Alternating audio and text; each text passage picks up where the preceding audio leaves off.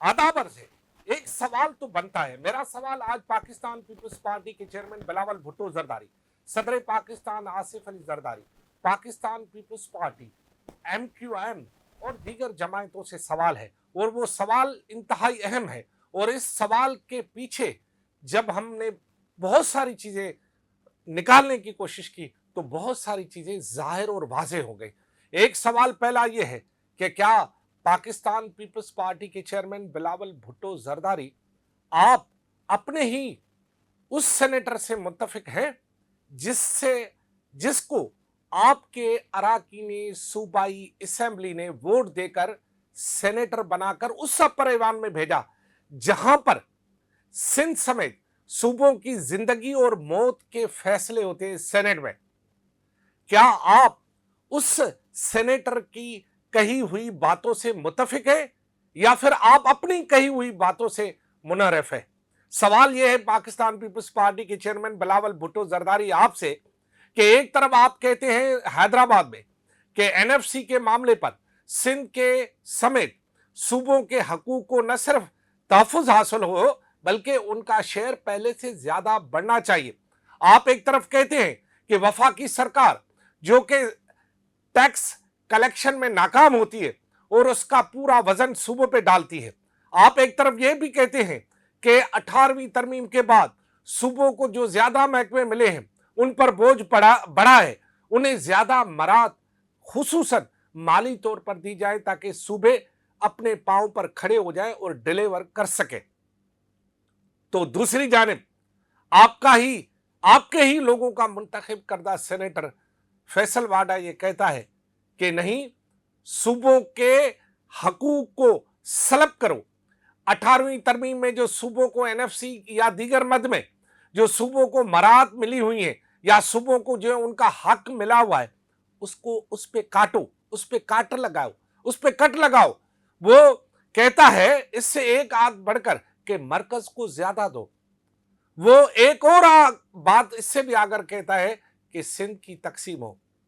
क्या आप बिलावल भुट्टो जरदारी साहब अपने उस सेनेटर जो कि किसी भी पार्टी का इस वक्त नुमाइंदा नहीं है, वो खुद को कहीं भी किसी भी पार्टी के सामने जवाबदेह नहीं समझता, क्या उस जो कलाबाजियां खाने का माहिर है, जिसने माजी में भी कलाबाजियां खाई हैं, क्या उस सेनेटर को आप एक दफा फिर दोबारा से मुंतखब कराएंगे? क्या आप अब ये फैसला करेंगे कि आप अपने अराकीन असेंबली को और वजीर आला को यह हिदायत जारी के कि ऐसे सेनेटर को डी नोटिफाई कराएं, उसे अपनी पार्टी की तरफ से उससे लाताल्लुकी का ऐलान करें कि यह सेनेटर हमारी न सिर्फ जमात का नहीं है बल्कि वो मेंबरान जिन्होंने इसको वोट दिया था, वो मेंबरान सरेआम प्रेस कॉन्फ्रेंस करके कहें कि हमारा वोट गलत आदमी को दिया गया था, हम इस मामले पर उससे अपनी हिमायत वापस लेते हैं। फिर देखते हैं ये सेनेटर कैसे रहता है। लेकिन शायद आप ये नहीं कर पाएंगे। हो सकता है कि आपने दबाव में आकर या किसी भी वजह से यह फैसला किया हो। अब मेरा सवाल आपकी कोर्ट में है कि आप अपने मौक़िफ़ के साथ हैं, सिंध के मौक़िफ़ के साथ हैं, सूबों के मौक़िफ़ के साथ हैं, या उस सेनेटर के मौक़िफ़ के साथ हैं जो सूबे को तोड़ना भी चाहता है, जो वफाकी सरकार से मिलकर सूबों के हकूक पर डाका डालना चाहता है, या सूबों के जो 18वीं तरमीम है उस पर भी वो कदगन लगाना चाहता है कि आप उसके साथ करें। दूसरा सवाल सदर पाकिस्तान आसिफ अली जरदारी आपसे है। वो सेनेटर कहता है कि मुझे आसिफ अली जरदारी अपना बेटा कहता है, मैं उसके माजी और आने जाने पर कोई तबसरा नहीं करूंगा, वो जाने उसका खुदा जाने, लोग सब उसे अच्छी तरह जानते हैं। मैं सिर्फ आपसे एक सवाल पूछता हूं, आप किस बेटे के साथ हैं? आप उस बिलावल भुट्टो जरदारी बेटे के साथ हैं जो NFC में सूबों का हक चाहता है, जो सिंध का हक चाहता है, जो मरकज को तनकीद करता है, जो चाहता है कि यह सिंध मुस्तहकम और बावकार रहे?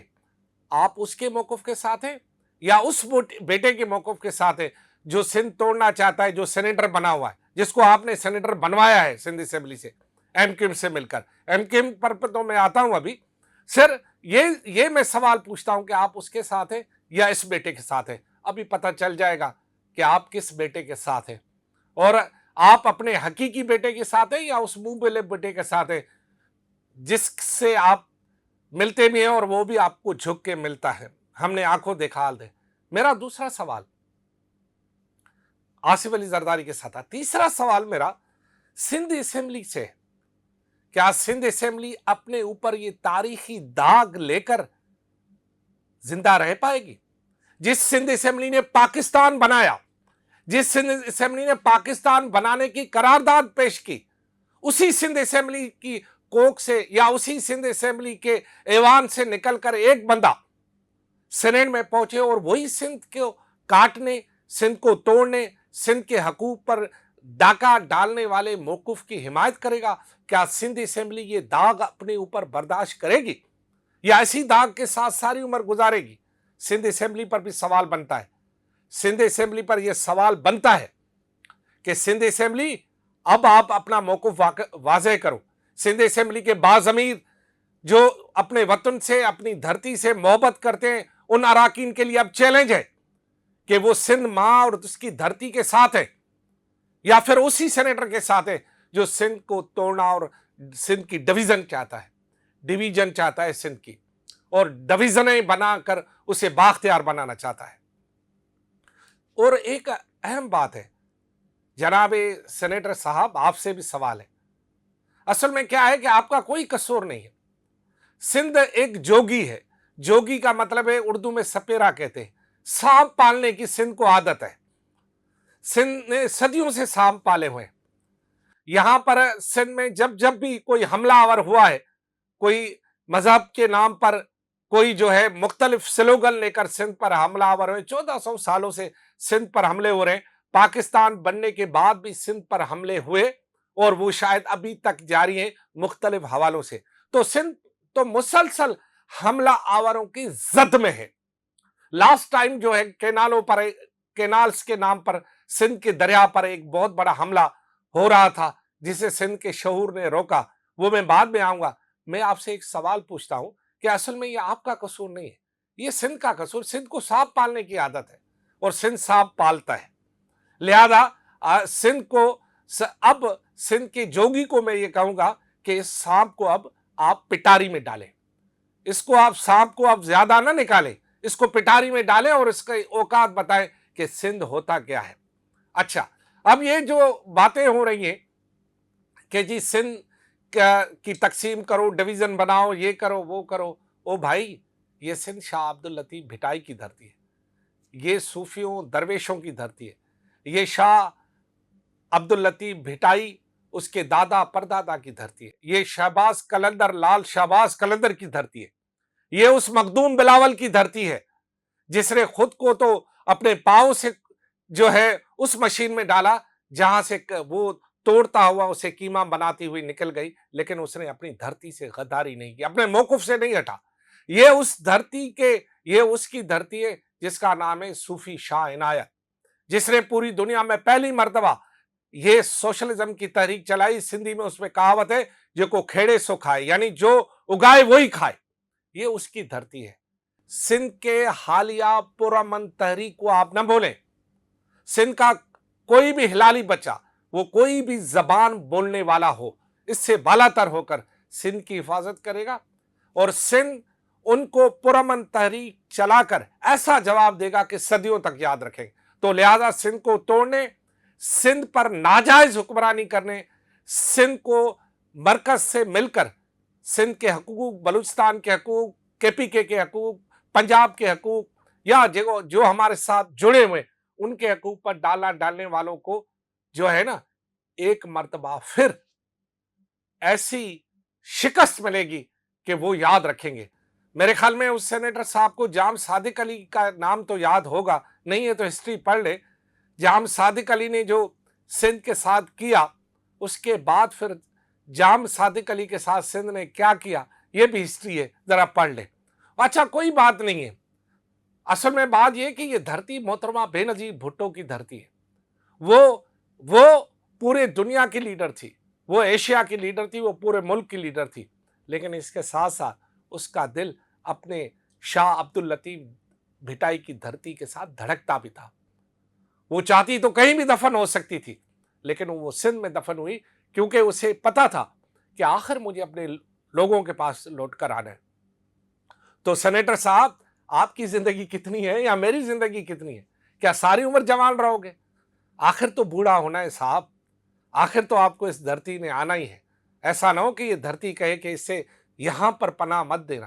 ہو سکتا ہے آپ کو یہ دھرتی پناہ بھی دے دے، پھر ایسے سونامی آئے کہ آپ اس کے ساتھ جو ہے اسی ریت کے ساتھ مل کر نکل جائیں۔ تو لہذا میں پاکستان پیپلز پارٹی کی سینیٹ میں جو پارلیمانی پارٹی ہے اس سے بھی یہ سوال پوچھتا ہوں کہ آپ کیا اس کے موقف کے ساتھ کھڑے ہو یا سندھ کے موقف کے ساتھ کھڑے ہو؟ مجھے یقین ہے کہ آنے والے سینیٹ کے اجلاس میں پیپلز پارٹی کی پارلیمانی کمیٹی واضح یہ موقف اختیار کرے گی کہ سینیٹر اس سینیٹر سے جو یہ ساری چیزیں کرتا رہا ہے، جس نے ماضی میں بہت ساری چیزیں کی ہیں، اس سے اپنا تعلق توڑے اور اس کے خلاف قرارداد لائیں۔ میں سندھ اسمبلی کے شعور سے پوچھتا ہوں کہ سندھ اسمبلی تم آنے والے اجلاس میں اس بندے سے، اس شخص سے اپنا ناطہ توڑو، اس کے خلاف قرارداد لاؤ اور کہو کہ آپ سندھ کے اگر ساتھ نہیں کھڑے ہو تو سندھ آپ کے ساتھ نہیں کھڑی ہے۔ اب میں سوال پوچھتا ہوں سندھ کے شعور سے کہ سندھ کے شعور کہاں ہو؟ اتنی ساری سازشیں ہو رہی ہیں اور آپ ابھی تک بیٹھے ہو۔ ہم نے کب کہا آپ ہتھیار اٹھاؤ؟ ہم تو قلم اٹھانے کی بات کرتے ہیں۔ ہم تو کہتے ہیں کہ آپ اپنی لب کھولیں، زبان کھولیں۔ ہم تو یہی کہتے ہیں کہ آپ پرامن تحریک میں شامل ہو جائیں، آئیں، لیکن اس سے پہلے ہمیں حساب کتاب برابر کرنا ہوگا۔ سندھ اسمبلی نے اپنا حساب برابر کرنا ہوگا، سینٹ نے اپنا حساب برابر کرنا ہوگا، پیپلز پارٹی نے اپنا حساب برابر کرنا ہوگا، ایم کیو ایم نے اپنا حساب برابر کرنا ہوگا۔ آپ کو پتا ہے اس شہر میں اب کیا ہو رہا ہے؟ تمام سیاسی جماعتوں نے مل کر، میں تمام سیاسی جماعتوں کی بات کر رہا ہوں، نام لینا سے ان کی قد بڑھ جائے گا، تمام سیاسی جماعتوں نے خصوصاً اردو بولنے والوں کے ساتھ وہ حشر کیا ہے کہ اردو بولنے والا آج بائیکر بن گیا ہے۔ کسی زمانے میں اردو بولنے والے پڑھے لکھے بہت بڑے عہدوں پر آتے تھے، ہر بڑے ادارے میں بڑے عہدے پر، آپ پرویز مشرف سے لے کر بڑے بڑے نام، آپ حکیم سعید سے لے کر بڑے بڑے نام، ان کے موقف سے اختلاف ہو سکتا ہے ہمارا، لیکن وہ بڑے نام بنے تو ہیں نا، اس ملک کی سربراہی کی ہے، کیا ایسے ہی کی ہے؟ آج وہی اردو بولنے والا انہی کی سیاست کے نتیجے میں بائیکیا چلانے پر مجبور ہے۔ آج کسی بڑے عہدے پر وہ اس لیے نہیں ہے کہ وہ اتنا پڑھا لکھا نہیں ہے، اور جو پڑھا لکھا ہے وہ اب کراچی میں رہتا نہیں ہے۔ تو ہم اب بائیکر بن گئے، یا ہم جو ہے فوڈ پانڈا والے جو ہے وہ اس کے سپلائر بن گئے اردو بولنے والے؟ یہ آپ کے لیے بھی میرا سوال ہے۔